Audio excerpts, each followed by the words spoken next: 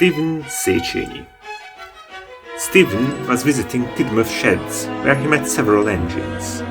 There was a lot to talk about, and while the other locomotives are quite old too, Stephen of course stood out among them as well. The people I could carry were not just anyone, he bragged. Of course, we've also had some prominent ones, like the late Queen, said James. I brought her here after all, said Gordon. You could only bring Sir Oswald Mosley here to campaign. I'm an engine of the old days. I used to carry the heroes of the Napoleonic Wars between Manchester and Liverpool, not Mussolini fans here. Real national heroes went there, and not just British ones. We'd love to hear more about that, said Percy. For example, there was once this Hungarian Count, Isván Széchenyi, Stephen like me. There were a lot of foreigners visiting the railway in those days. After all, it was the only one of its kind back then. Széchenyi stood out among the passengers, and he was particularly interested in everything about us. How long has this railway been in operation? He asked. Since 1830, sir, I replied. And how many issues are there with it? Is it still possible to hunt in the surrounding forests? Of course, sir. The problem is more about hitting wildlife. All right then, he said. I wonder if I could spend the trip in the driver's seat. The staff allowed the Count to join them. Then I asked, why was hunting your first question?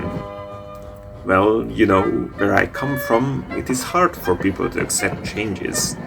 Maybe they don't care about their environment, but if someone interferes in their affairs, they'll have something to apologize for. A railway through their forests would upset a lot of people. Well, don't leave the betrodden, I would have begun, but Széchenyi spoke up. It was written on the statue of Admiral Nelson in Liverpool that one should not leave the known for the unknown. An aphorism, true in a way, but it's still better here on the train than in a carriage. But we are proven technology already. Even landowners concerned about the landscape have grown fond of us. In Hungary, even for the known, like you and your system, they don't really leave the known. There is always something that is not good, this is not good, don't tell me, don't apologize, but don't do anything. And what is your country most occupied with? Agriculture first and foremost, but the industry of the rest of our king's countries needs refreshment as well. That's why we should move ahead with railways, I say, with advanced technology, to speed up the economy of our empire, to rejuvenate it. They have finally got on with it, haven't they? Said Henry. They were quite ahead of the game technologically in railway electrification with Kalman Kondo, for example. Well, yes, replied Stephen. They were doing well, but there were two lost wars, nationalism, the aforementioned stubbornness, and Soviet domination. The latter focused on heavy industry without major coal and iron ore reserves, for example. Well, yes, said Henry.